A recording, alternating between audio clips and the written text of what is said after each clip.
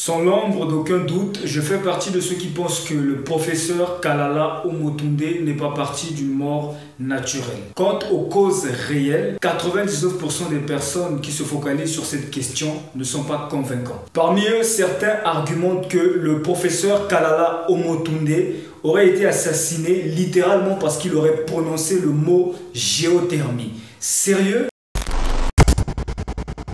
Moi non plus, je n'ai pas la vérité sur les causes réelles ayant entraîné le décès du professeur Kalala Omotunde. D'ailleurs, ce n'est pas de cela qu'il s'agit dans cette vidéo. Mon vrai problème dans cette vidéo, c'est qu'un groupe de personnes veulent faire croire aux gens que Omotunde aurait été tué parce qu'il aurait tout simplement parlé de géothermie. Ces personnes se réfèrent à une interview que le professeur avait donnée sur Afrique Média. Je comprends qu'il y ait des gens qui ont entendu parler de géothermie pour la première fois grâce au professeur Kalala Omotunde. Je comprends qu'il y ait des gens qui ont découvert l'existence de la géothermie à travers Omotunde.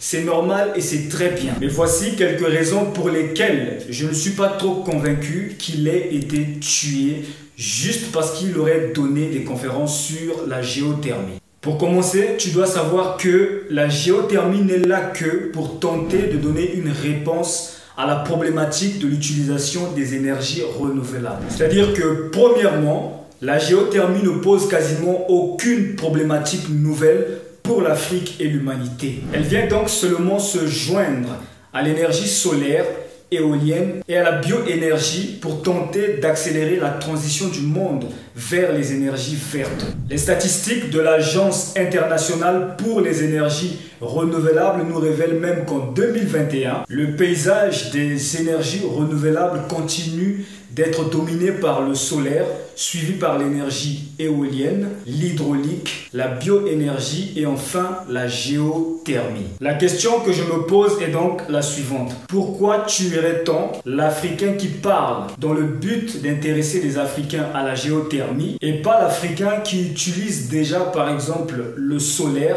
alors que toutes les énergies renouvelables permettent quasiment à l'Afrique de résoudre le même problème? Pourquoi n'est-il pas dangereux pour le Sénégal d'inaugurer une centrale solaire et dangereux pour Omotunde d'inciter la communauté à l'adoption de l'énergie géothermique? Peut-être que tu en sais quelque chose que j'ignore. Deuxièmement, si la géothermie avait été inventée par Omotunde, j'aurais vite compris parce que là, on serait maître d'une technologie que nos prédateurs ne maîtrisent pas. Or, nous parlons d'une technologie que les Occidentaux testaient déjà depuis 1904. Aussi, qu'on l'accepte ou non, les Occidentaux et les Asiatiques ont décidément plus de moyens pour développer cette technologie que nous. En plus qu'ils soient déjà plus avancés que le reste du monde dans le développement de cette technologie. D'ailleurs, personnellement, j'ai un client, une entreprise chinoise qui offre déjà comme service le déploiement de solutions géothermiques de toutes les tailles pour la production de l'énergie. Si tu es un chef d'entreprise, un membre du gouvernement de ton pays et que tu es chargé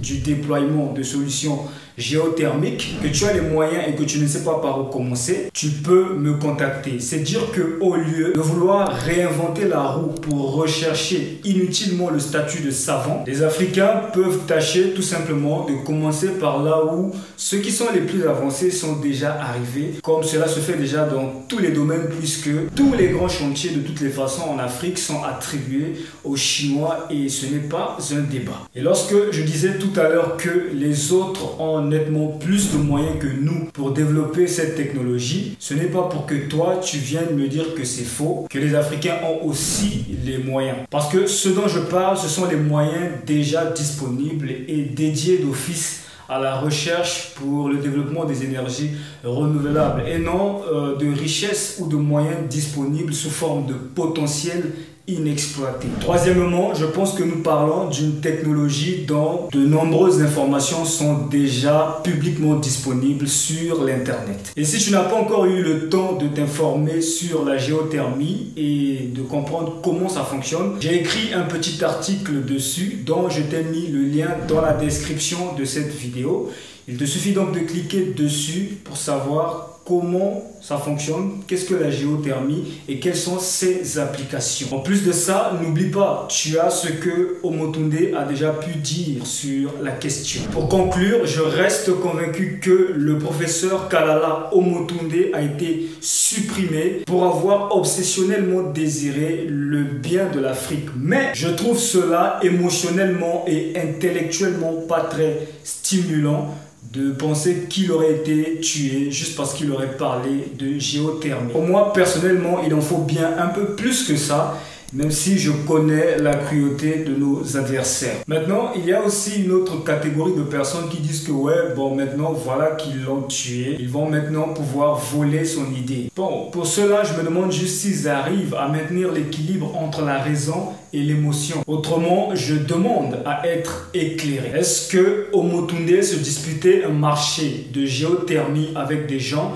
qui seraient allés jusqu'à l'éliminer physiquement pour en bénéficier seul? Ou est-ce qu'il faille tout simplement souscrire à un dogme qui veut que les ennemis de l'Afrique doivent tout simplement supprimer des gens comme Omotunde? Dis-moi ce que tu penses en commentaire, et si tu as aimé cette vidéo, clique sur j'aime, partage et n'oublie pas de t'abonner pour plus de vidéos.